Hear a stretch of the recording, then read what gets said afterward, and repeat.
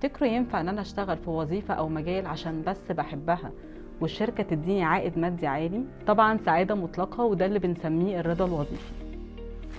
ايه هي خطوات التطوير الوظيفي؟ هكلمكم عن التخطيط المهني واهميته.